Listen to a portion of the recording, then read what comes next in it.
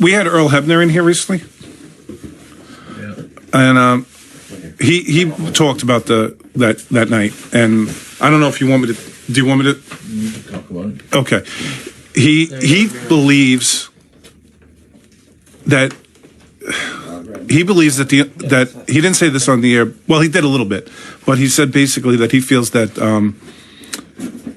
he was swerved on it. He thinks the only people that knew what were going on were you, Sean, and Vince, and that he was left out of the loop. No, that I knew about it? Yeah. That's not true. No, he should know better than that by now. Yeah. He was. I certainly suspected it could happen. You know, if you watch that Wrestling with Shadows, you can hear my wife and I talking about it. Me saying like I was well under the understanding that they were going to try to screw me that day somehow. I was just determined not to let it happen. And, I was going out there to prove a point and kind of make Sean realize that you can't say stupid stuff. You don't say to another wrestler. I refuse to do that for you, but I expect you to do it for me, kind of thing. It doesn't work like that. Wrestling's a two-way street.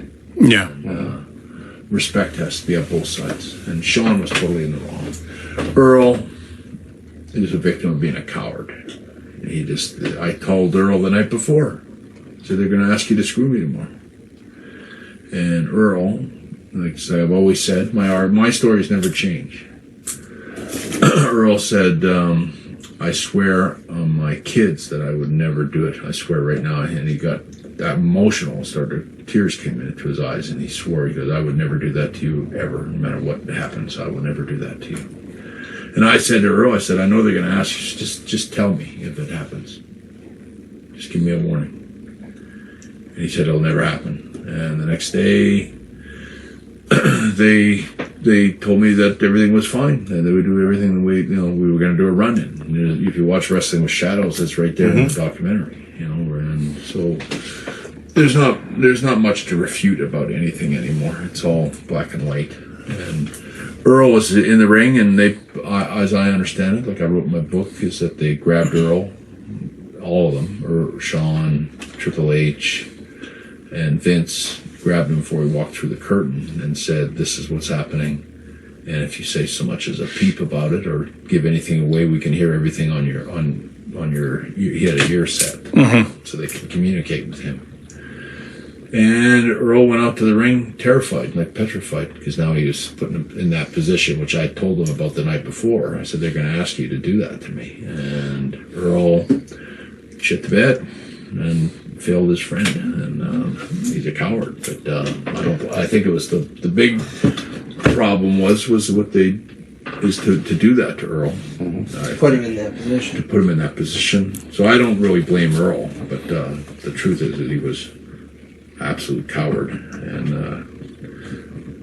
didn't live up to his word or his honor. But that's not Earl's fault. This is Michael Humble. Do you think that Mike Humble, you're up? Do you think he would have gotten fired if he didn't do it? Oh yeah.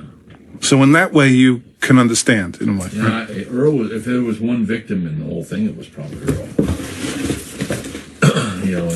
And I'm suppose I was a victim, but I went from. I left WWF and went to a company where they didn't know anything about wrestling, but they paid twice as much. So. This one is for Brian Benton. He would like to Brian, BRYAN, and then the excellence of execution with your BRYAN. With your autograph, excellence of execution, Hall of Fame years. Brian Benton. Brian Benton, there you go. I think a lot of people have changed their opinions over the years, like Earl in a little bit, that maybe people got into his head saying, well, if you really examine it, maybe this doesn't add up or this doesn't add up. If we could do an excellence of execution on top. Like that as well. I think it's the case of people not knowing how to live with their mistakes. Yeah.